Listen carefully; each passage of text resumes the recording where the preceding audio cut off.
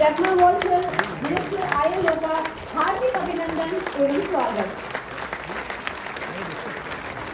कर्मचारी परिस्थिति संगठन के इतिहास में आज यानी आप सभी गणमान्य अतिथियों का हार्दिक अभिनंदन है। और अब मेरा सादर अनुरोध केंद्रीय भविष्य निधि आयुक्त कर्मचारी भविष्य निधि संगठन श्रीमती नीलम शमी राव जी से कि वे माननीय श्रम एवं रोजगार मंत्री भारत सरकार श्री भूपेंद्र यादव जी का अभिनंदन करें।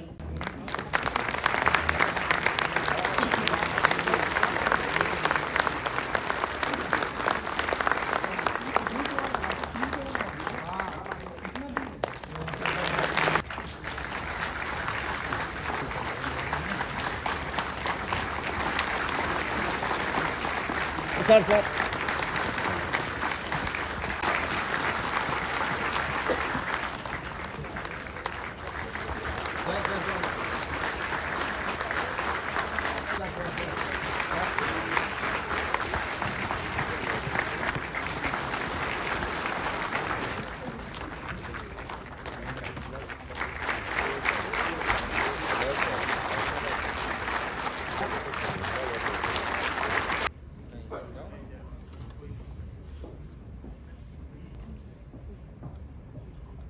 माननीय केंद्रीय मंत्री श्रम एवं रोजगार, पर्यावरण, वन एवं जलवायु परिवर्तन श्री भूपेंद्र यादव जी, माननीय राज्य मंत्री Shri Rameshwar Teli ji, secretary ministry of labour and employment, DG ESIC, Ms. Walter, ILO representative and director in India, and Manju Kumar ji, chief postmaster general of. दिवस के समारोह में आप सभी का हार्दिक स्वागत है और हमें समय देने के लिए धन्यवाद भी।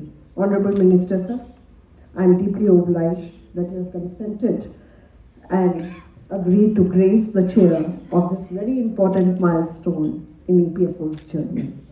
This began in the year 1952 and being the 70th year in the year of Amrit Kal, it also assumes the importance. It's a privilege for me to be at the part of this journey today. I also welcome the Honorable Minister of State to this celebration, which happens to be the year when we are also celebrating Azadi Ka Amrit Mahotsav and the start of Amrit Kal. Madam Secretary, I am thankful to the support and encouragement given by you to EPFO since you have taken over in your current assignment. We do need and require and seek the constant guidance, advice and support of the Ministry of Labour and Employment. And I thank all the joint secretaries and the senior officials who are representing the ministry present here today. Of the Central Board, Employees Provident Fund constitute the governing structure for administering the statutory mandate of the Employees Provident Funds and Miscellaneous Provision Act 1952. The achievements we wish to showcase today are largely due to the constant and continuous support of the members of the Central Board of Trustees who are ever so vigilant and ever so supportive to take the EPFO to the next mile. So thank you all and warm welcome to all of you. Member और हर establishment तक हमारी पहुंच सहज और सरल हो सके। इसको हम कैसे सर्वव्यापी बनाएं, कैसे इसका दायरा बढ़ाएं, इसका हमें हमेशा एक अच्छा एडवाइस, एक अच्छा गाइडेंस निरंतर माननीय मंत्री जी और मंत्रालय से मिलता रहता है। पूरा समर्थन किया और आज ये लॉन्च होगा। इसको सही स्वरूप में केवल ये विजन में विभिन्न बिंदुओं पर 5 बिंदुओं पर अपनी कार्य रूपरेखा या रोड मैप बनाया। सर, हम उस चिंतन शिविर की परिकल्पना के लिए आपका बहुत बहुत आभार और धन्यवाद मानते हैं। माननीय इस समय जो निरंतर बदल रही हैं और उन्हें तेज़ी से माननीय श्रम मंत्री जी के नेतृत्व में हम आगे बढ़ना चाहते हैं, जिससे कि आगे के सालों में सामाजिक सुरक्षा का दायरा बढ़ सके और अंतर्राष्ट्रीय स्तर पर गोल्ड स्टैंडर्ड के तौर पर EPFO पहचाना जाए, यही हमारी प्रतिबद्धता होना चाहिए। आप सभी का पुनः बहुत बहुत स्वागत, आभार।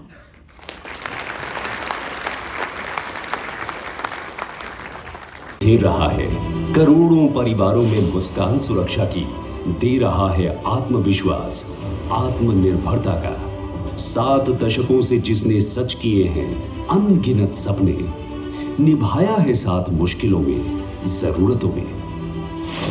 एम्प्लॉइज प्रोविडेंट फंड ऑर्गेनाइजेशन, सुरक्षा के, आत्मनिर्भरता के, साथ के, पहचान के 70 साल। 1947 में अंतरराष्ट्रीय श्रम संगठन के एशियन रीजनल कॉन्फ्रेंस में भारत में एक अंशदायी भविष्य निधि की जरूरत महसूस की गई। एम्प्लॉइज प्रोविडेंट फंड स्कीम को 1 नवंबर 1952 से पूर्ण रूप से लागू किया गया। इस ऐतिहासिक दिन को ईपीएफओ के स्थापना दिवस के रूप में मनाया जाता है। पिछले 70 वर्षों की इस यात्रा में ईपीएफ एक्ट और स्कीम्स में कई प्रावधान एवं संशोधन किए गए, जिनमें खास है 1953 में वॉलंटरी कवरेज का प्रावधान, 1960 में एम्प्लॉइज थ्रेशोल्ड संख्या 50 से घटाकर 20 करना, 1963 में सेक्शन 7A का प्रावधान, 1971 में फैमिली पेंशन स्कीम की शुरुआत और 1976 में employees deposit linked insurance scheme की शुरुआत। ईडीएलआई स्कीम में पिछले 45 वर्षों में अश्योरेंस बेनिफिट को 8 मौकों पर बढ़ाया गया, जो 10,000 से 70 गुना बढ़कर आज 7 लाख तक पहुंच चुका है। साथ ही अब तक 10,25,000 परिवारों को इस योजना का लाभ मिल चुका है। 1988 में ईपीएफओ ने अपने बकायों की वसूली की आंतरिक व्यवस्था की शुरुआत की। अक्टूबर 1990 में ईपीएफओ की प्रशिक्षण संस्थान की स्थापना की गई, जिसे आज पंडित दीनदयाल उपाध्याय सामाजिक सुरक्षा अकादमी के नाम से जाना जाता है। यहां विदेश के भी डेलीगेट्स प्रशिक्षण के लिए आते हैं।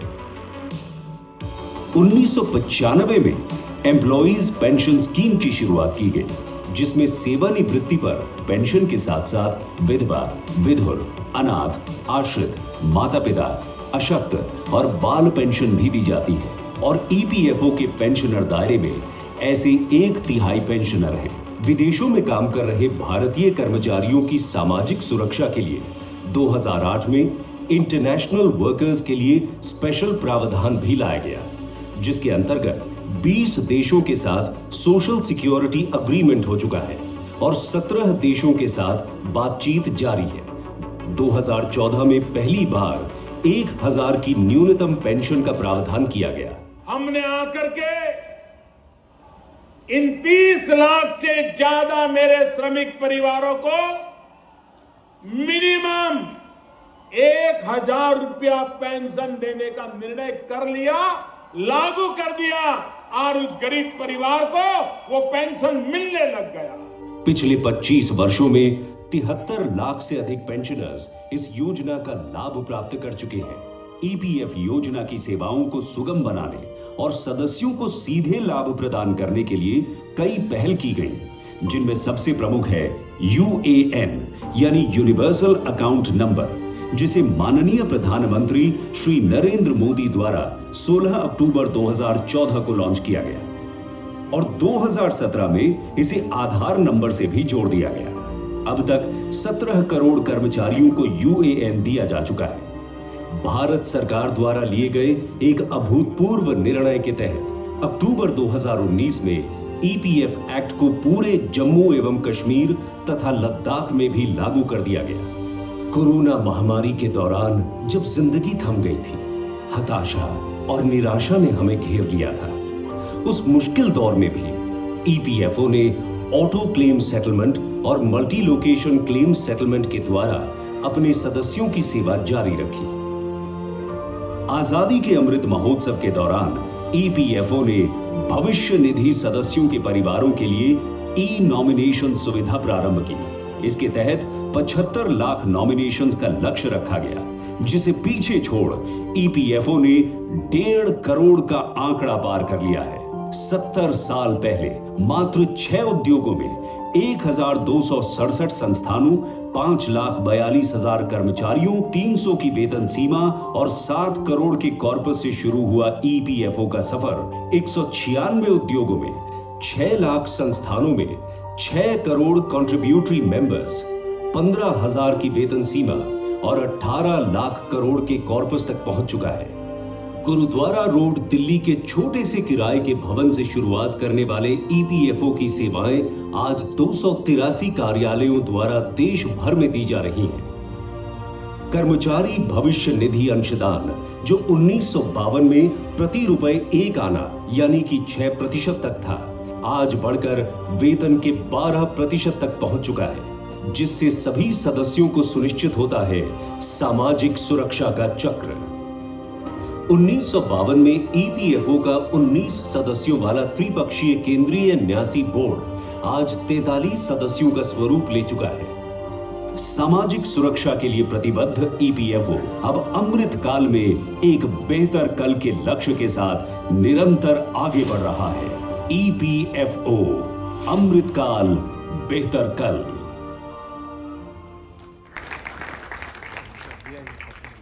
सभी अतिथियों से अनुरोध है कि से आभारी हैं सुश्री मंजू कुमार जी के, जो कि मुख्य पोस्ट मास्टर जनरल है।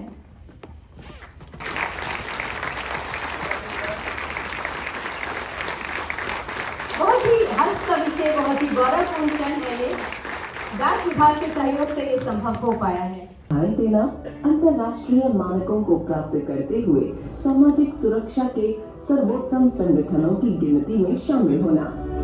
इसी संकल्प के चलते ईपीएफओ के कायाकल्प की परिकल्पना की गई है एवं रोड मैप तैयार किया गया है। 2047 का ईपीएफओ एक स्मार्ट संगठन होगा जिसमें सभी कार्य स्वचालित होंगे। कटिंग एज टेक्नोलॉजी जैसे अनऑर्गेनाइज्ड, सेल्फ एम्प्लॉयड सभी प्रकार के कर्मचारियों को कवर करेंगे। Any device, anywhere, any time access to services ensure करेंगे। एनफोर्सर से फैसिलिटेटर की तरफ ट्रांजिशन करेंगे। EPFO will emerge as an international training and research hub in social security. Customized products pillar 0, 1, 2 व 3 के तहत पेंशन लाभ व ILO मानक 202 के सोशल प्रोटेक्शन फ्लोर प्रदान करेंगे। एडिक्वेट व सस्टेनेबल पेंशन प्रदान करेंगे जो मिनिमम वेज व इन्फ्लेशन पर बेंचमार्क रहेंगी। Use of emerging technology in improving social security benefits पर खरे उतरेंगे, ऐसी कामना है।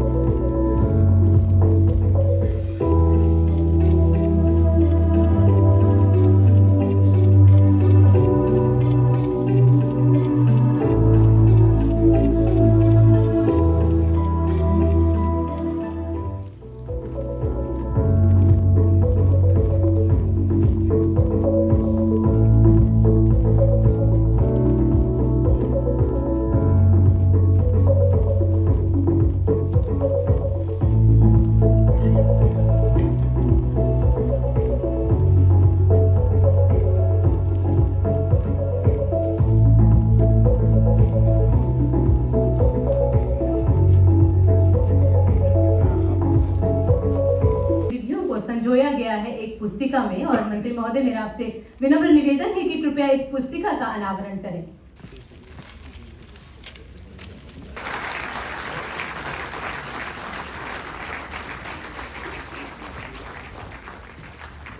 धन्यवाद। ये एक सूचना पुस्तिका है जिसे 22 से जो दिक्कत होती है, कोई कंफ्यूजन होता है, तो उस हर सवाल का जवाब इस पुस्तिका में आपको मिलेगा।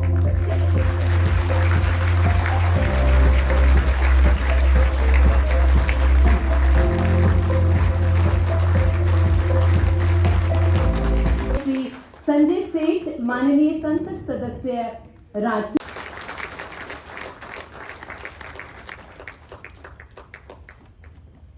और अब आगे बढ़ते हुए माननीय श्रम एवं रोजगार मंत्री श्री भूपेंद्र यादव जी द्वारा आज क्षेत्रीय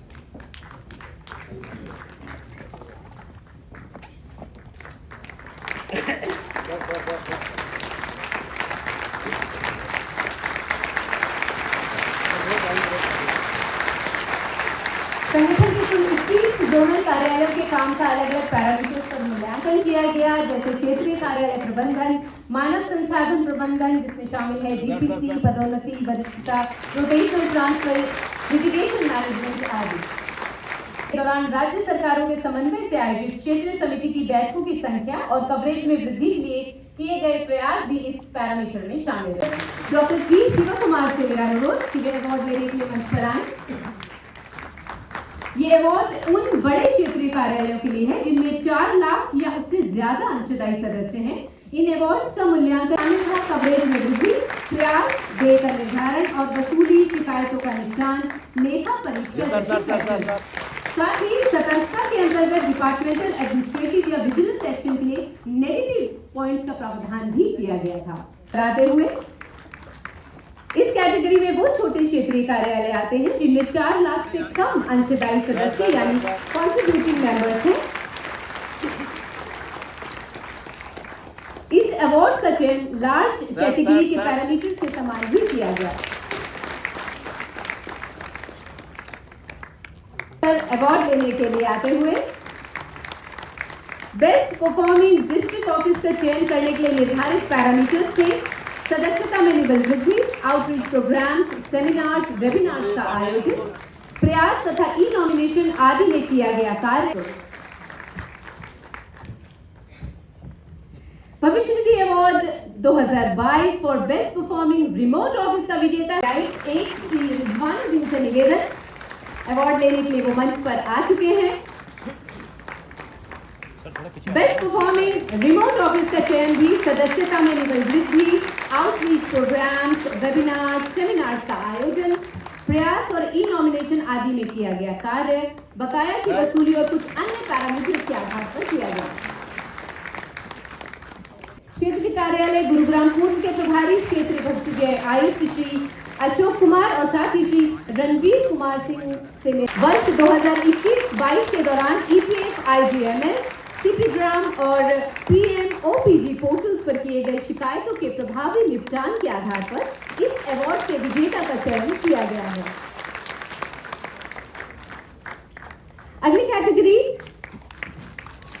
भविष्य निधि आयुक्त श्री शशांक दिनकर और श्री राजन छाबड़ा एपीएफसी मंच पर अपना अवार्ड ग्रहण करते हुए कार्यालय में स्वच्छता की स्थिति के साथ साथ जल संरक्षण, रिसाइकलिंग और हार्वेस्टिंग, वेस्ट मटेरियल की सेग्रीगेशन, कार्बन फुटप्रिंट को कम करना, रिकॉर्ड्स का डिजिटाइजेशन, ऑफिस में ग्रीन कवरेज को बढ़ाना, इलेक्ट्रल आदि जैसे पैरामीटर्स के आधार पर इस अवार्ड का चयन लेने के लिए मंच पर उपस्थित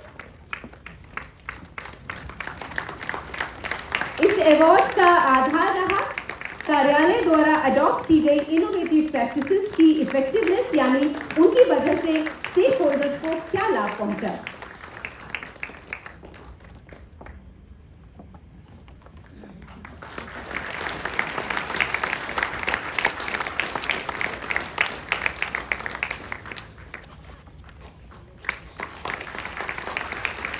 MIS टीम को श्री मनोज RS उप निदेशक सूचना सेवा अवार्ड लेने के लिए मंच पर उपस्थित।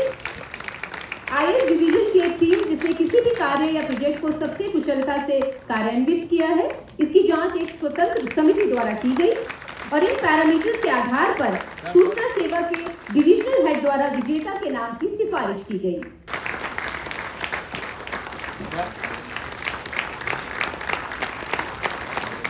इस अवार्ड का चयन घोषित किए गए हायर रेट ऑफ इंटरेस्ट, सदस्यों के ई नॉमिनेशंस और केवाईसी, क्लेम फाइलिंग और प्रोसेसिंग में आसानी के आधार पर किया गया है।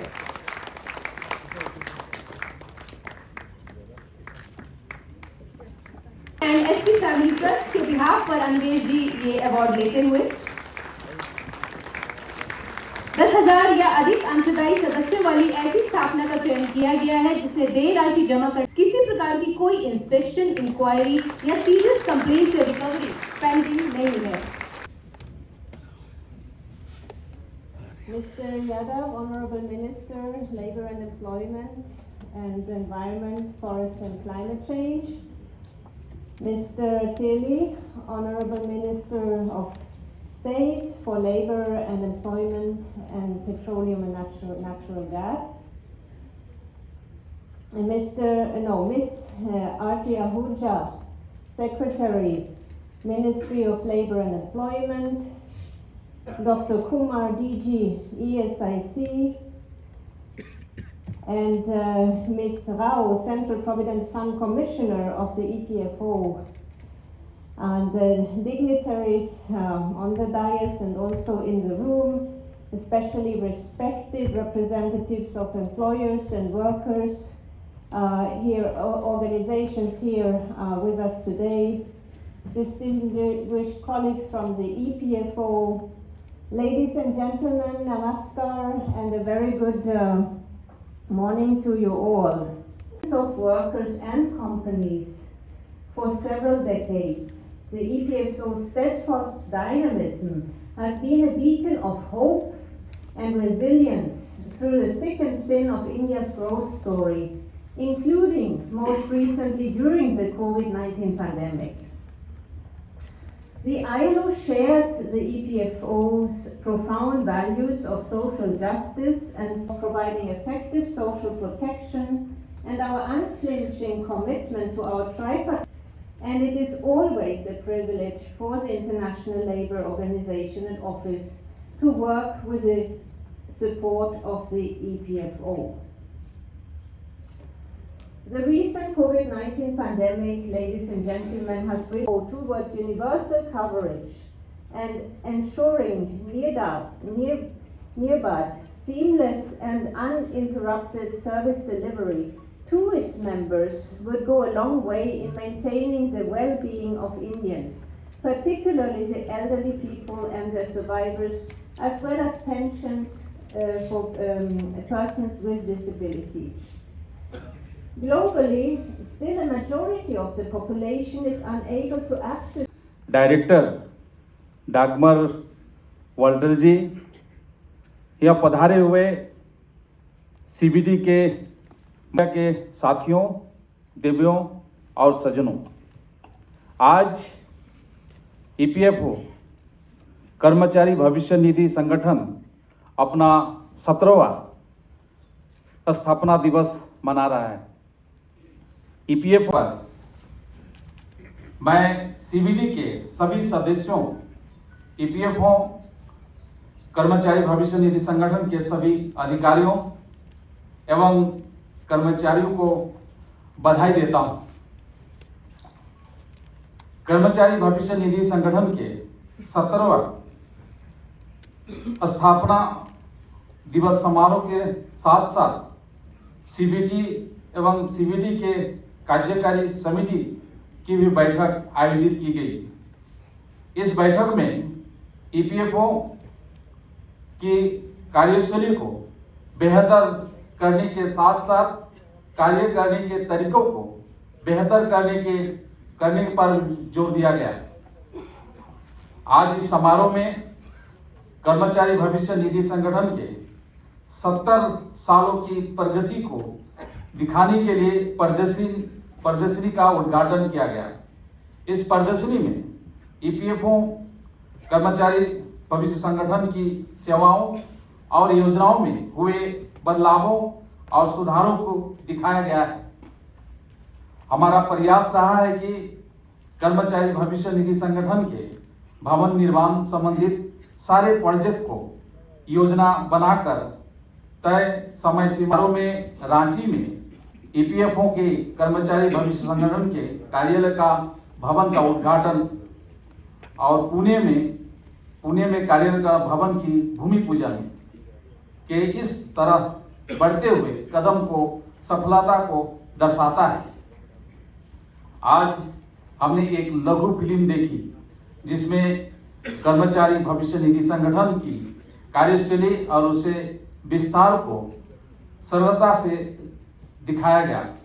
इस फिल्म में कर्मचारी भविष्य निधि संगठन को शुरुआत से अभी तक की कार्यशैली को व्यवस्थित तरीके से कहानी के रूप में दिखाने के लिए मैं कर्मचारी भविष्य निधि संगठन को बधाई देता हूं।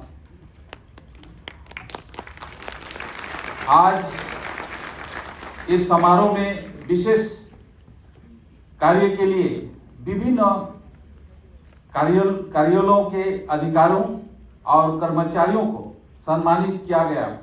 ये एक बहुत अच्छी परंपरा है।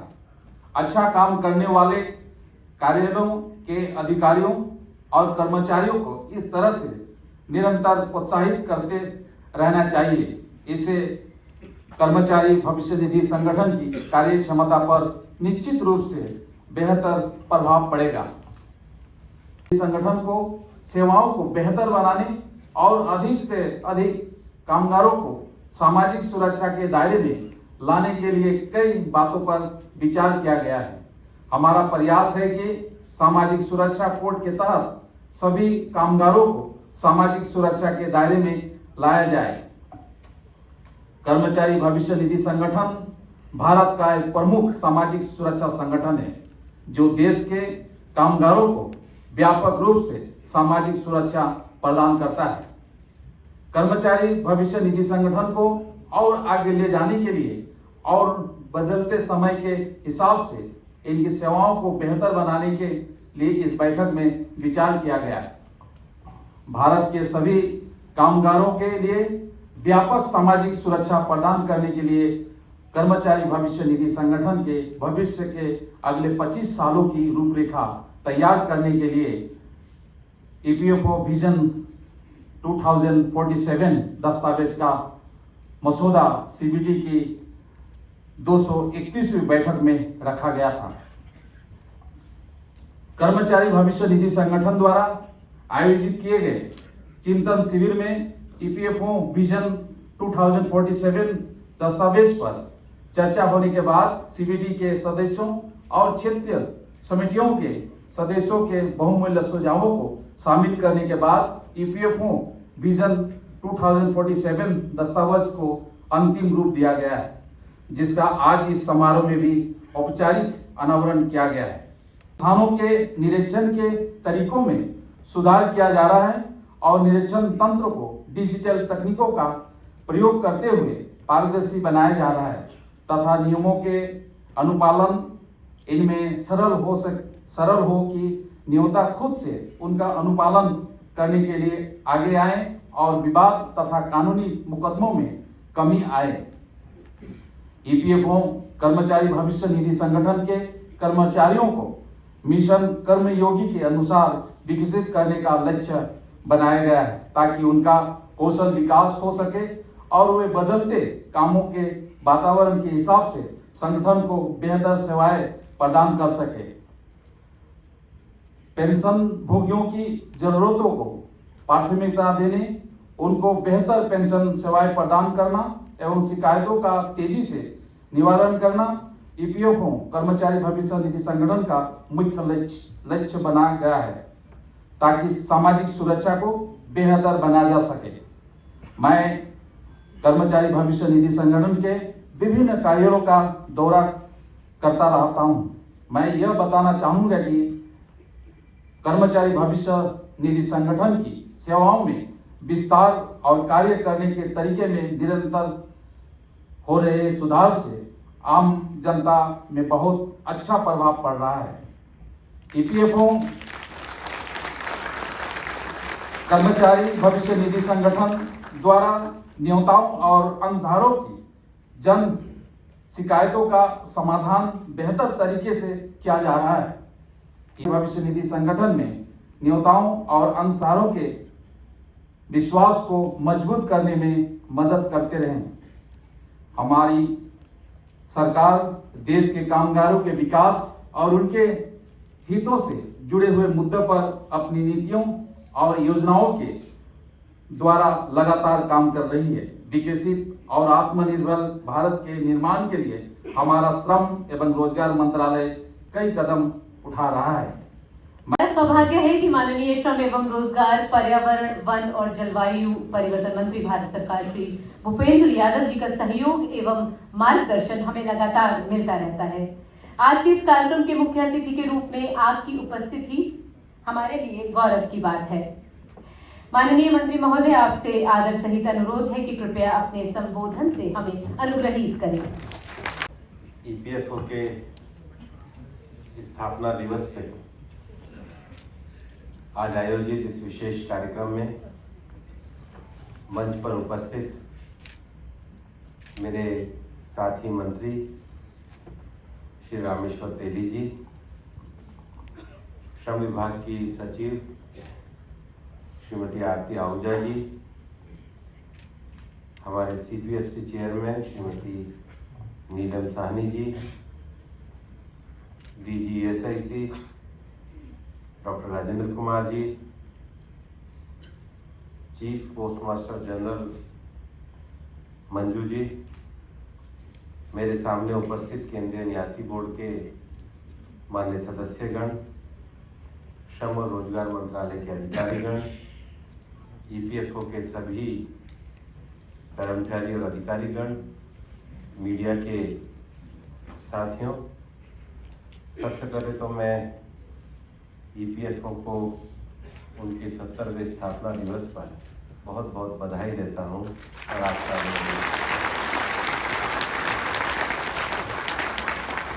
हम इस पूरे कार्यक्रम में ईपीएफओ की 70 साल की उपलब्धियां देख रहे थे और देखने के बाद इतना तो अच्छा लगा कि आपका भूतकाल भूत नहीं अभूतपूर्व रहा है।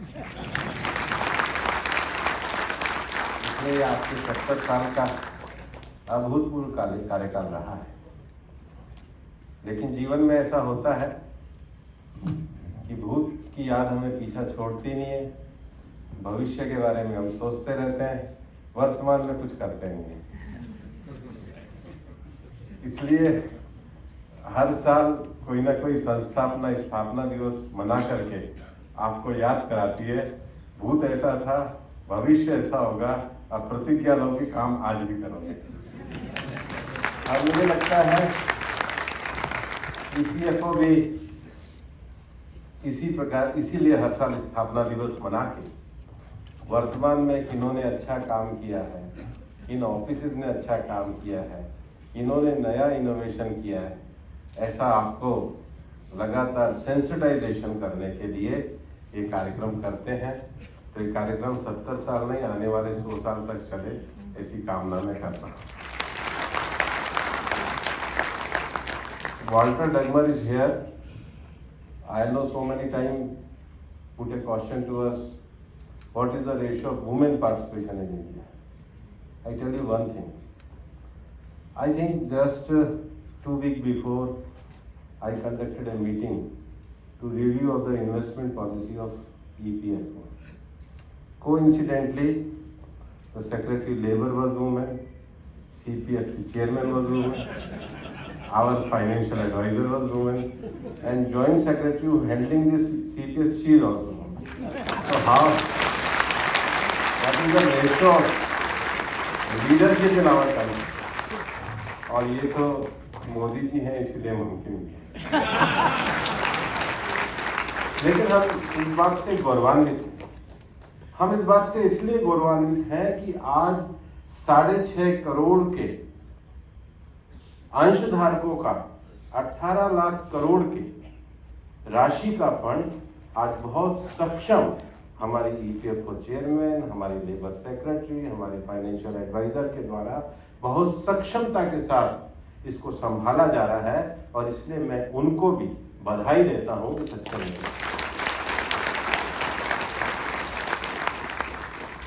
The second question about the ILO always raising, what about the strike party? All are here. The government is here, labor leaders are here, and the industrial sector also. And this is the, I think, in last 1 year, this tripartite meeting organized not for as a ceremony or as a ritual. We conduct our organization meeting for 2 days. And we appointed a subcommittee where the labor leaders, our industrial sector, government, they all participated, and whatever decision we took to fix a target of 2047. It is based on the consensus of tri-party. I think that is the major achievement of EPFO in last year. हम लोगों ने 70 साल में जो vision तय किया है, उस विजन में हमने अपने कुछ लक्ष्य भी तय किए हैं। हमारे लक्ष्य है कि हमारे ईपीएफओ का दायरा बढ़ना चाहिए। अगर ईपीएफओ का दायरा हम बढ़ाना चाहते हैं तो हमने ऐसा लक्ष्य किया है कि अभी हमारे 6.5 करोड़ अंशधारक हैं, उनकी संख्या बढ़ के 10 करोड़ होनी चाहिए। जैसा हमारे सेक्रेटरी साहब बता रहे थे कि भारत में सोशल सिक्योरिटी का अर्थ ये एक सुरक्षा तो है ही, लेकिन इसके साथ सरकार के द्वारा चाहे गरीब कल्याण योजना का कार्यक्रम हो, प्रधानमंत्री आवास योजना का कार्यक्रम हो, उज्ज्वला योजना का कार्यक्रम हो, जनधन योजना का कार्यक्रम हो, आयुष्मान योजना का कार्यक्रम हो, मनरेगा के द्वारा एक निश्चित जिन लोगों को रोजगार नहीं मिलता उनको रोजगार देने का विभिन्न मानकों पे, चाहे आपके स्वास्थ्य का विषय हो, आवास का विषय हो, आपके रोजगार का विषय हो, एक अनिवार्यता के साथ सरकार ने उन सारे सुरक्षा मानकों को लागू किया है। परंतु इतना होने के बावजूद भी जो पेंशन की सुरक्षा है, ईपीएफओ के अतिरिक्त अटल पेंशन योजना चलती है, जीवन ज्योति बीमा योजना चलती है, प्रधानमंत्री स्वनिधि योजना चलती है, अन्य क्षेत्रों में भी पेंशन योजनाएं चलती है, लेकिन ईपीएफओ उसका एक केंद्र बिंदु है। हमारे पास जो संख्या है वो संख्या का विस्तार, वो संख्या को सक्षमता के साथ लागू करना चाहिए। और इसलिए मैं ईपीएफओ के अधिकारियों को स्थापना दिवस के बारे में ये कहना चाहता हूँ कि आपकी जिम्मेदारी है कि जो गरीब है, जो मजदूर है, जो फैक्ट्री में नौकरी करना है, उसकी पेंशन कैसे नहीं हो रही, उसकी सुनिश्चितता करना ये आपका प्राथमिक कर्तव्य है। जो लोग अगर इस कानूनी दायरे से बाहर है तो उसको आपको स्पष्ट रूप से लाना होगा, ये आपका एक सामाजिक दायित्व है। और सरकार तो इसमें योगदान देती है, लेकिन मेरा मानना है कि ये जो 10 करोड़ की संख्या है, इसके अनुपालन के लिए पॉलिसी इंटरवेंशन का विषय हो, इसके अनुपालन के विषय जागृति का विषय हो, इसके अनुपालन का विषय आपके द्वारा परसुएशन हो, लेकिन हमको इस सामाजिक सुरक्षा के दायरे को बढ़ाने के लिए अपने लक्ष्य को करना होगा। लेकिन केवल अंशधारकों की संख्या बढ़े ये ईपीएफओ का लक्ष्य नहीं होना चाहिए। जो अंशधारक हमारे सदस्य बनते हैं उनको हम सर्विसेज कैसी सुगमता के साथ दे सकते हैं। अगर सुगमता के साथ सर्विस देंगे तो फिर उन अंशधारकों के लिए हम अपने कर्तव्य का निर्वाह भी कर पाएंगे। और इसलिए अभी ईपीएफओ में हमने कैपेसिटी बिल्डिंग को बढ़ाने के लिए मिशन कर्मयोगी का सबको लक्ष्य दिया है। पूरे ईपीएफओ ने आज जो विजन 2047 निकाला, ये जो चारों कमेटियां हमारी ट्राईपार्टी आधार पे बनी थी, इसलिए कोई ईपीएफओ का डिपार्टमेंट नहीं, हमने सबने साथ मिलकर के एक विजन 2047 को तय किया है। और इसलिए हमारी तैयारी का, हमारे कैपेसिटी बिल्डिंग बढ़ाना हो, सदस्य की संख्या बढ़ानी हो, हमको इसकी रिकवरी को जो है ईज लाना हो रिकवरी में, इसमें हमारी प्राथमिकता जो है वो पेंशनर ही होना चाहिए। आप ये मान के चलो कि कोई भी संस्था 70 साल पूरे करती है तो काम नहीं होती। जो 1950s में ईपीएफओ में अधिकारी भर्ती हुए होंगे वो 75 में रिटायर हो गए होंगे, जो 75 में भर्ती हुए होंगे वो 2000 में रिटायर हो गए होंगे। जो 3 जनरेशन से जो संस्था जो काम कर रही, जिन्होंने भी इसकी नींव को रखा, उसको आगे बढ़ाया, इतने सारे आज हम ईपीएफओ के भवन, बिल्डिंग, विषय, अंशधारकों का विश्वास और उसके साथ ही साथ पेंशन फंड की भूमिका में आज हम कहते हैं कि जितने भी दुनिया के सॉवरेन फंड है उसमें हमारा 8वां स्थान है, जितने गवर्नमेंट फंड है उसमें हमारा 18वां या 16वां हमारा स्थान है। तो ये एक संस्था ने अपने विषय को, अपने पैरामीटर्स को एक तय करा है और उसमें अच्छे पॉलिसी इंटरवेंशन के साथ हम उसको कैसे बढ़ा सकते हैं। भारत सरकार श्रम कानूनों में संशोधन लेकर के आई है। हमने 29 श्रम कानूनों को सब्स्यूम करके 4 कोड में परिवर्तित किया है, क्योंकि हम इसमें सरलता चाहते हैं, सुगमता चाहते हैं।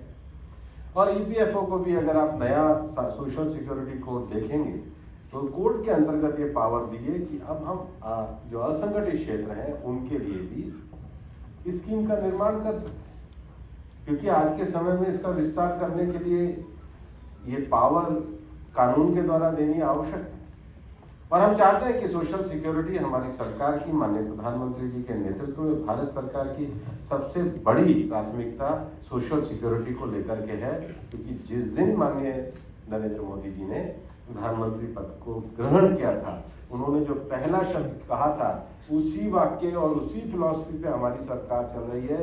प्रधानमंत्री बनते ही उन्होंने सबसे पहला वाक्य संसद में कहा था, मेरी सरकार गरीब कल्याण के लिए समर्पित सरकार है, और उसी पर ही ये सरकार चल रही है। सारी सरकार की योजनाएं लास्ट माइल डिलीवरी और टारगेटेड डिलीवरी पे जोर देने वाली है, और इसलिए 2 साल कोविड जैसी महामारी में, जहां आज हमने फोटो भी लगाई, हमने अपने साथियों को भी खोया, इतना बड़ा संकट मानवता पे आया, उस पे भी भारत में माननीय प्रधानमंत्री जी के नेतृत्व में अगर ये कहा गया कि हम भारत की स्वदेशी वैक्सीन बनाएंगे और टारगेटेड टाइम में 125 करोड़ लोगों को वैक्सीनेशन के लक्ष्य को पूरा करेंगे, तो ये करने का काम हम देखते हैं। और इसलिए आपको ये मानना होगा कि the whole of the government approach में सरकार का ये बिल्कुल स्पष्ट रूप से माननीय प्रधानमंत्री जी के नेतृत्व में ये लक्ष्य है कि हम जो लक्ष्य अपने डिपार्टमेंट के तय करें, उन लक्ष्यों को 100% पूरा करें। हमारा लक्ष्य पेंशनर को सुगमता के साथ पेंशन देना, कर्मयोगी के रूप में काम करना, मिशन 10 करोड़ का लक्ष्य हम लोगों ने तय करा है, और इसके कारण उसकी प्राथमिकता को पहचान के उसके लिए काम करना, ये हमने करने का विषय किया है। फिर जो एक और बड़ा विषय है, हमको डिपार्टमेंट के नाते भी सोचना होगा, हम लिटिगेशन को कैसे काम कर सकते हैं। ईपीएफ अधिकारी परसुएसिव होने चाहिए। हम सिक्योरिटी अधिकारी हैं, पर लॉ एंड ऑर्डर की सिक्योरिटी नहीं है, व्यक्ति के भविष्य के जीवन की सिक्योरिटी के अधिकारी हैं। हमारा खौफ वैसा नहीं होना चाहिए, एक परसुएशन का हमारा एक प्रोसेस हमको डेवलप करना चाहिए, और इसलिए हम लोगों की भविष्य निधि के सुरक्षा अधिकारी ईपीएफओ के पास बहुत अच्छे अधिकारी और अच्छे कर्मचारी है। ईपीएफओ के पास एक पारदर्शी कार्य पद्धति है। ईपीएफओ ने 70 सालों में अपनी एक क्रेडिट अर्जित करी है।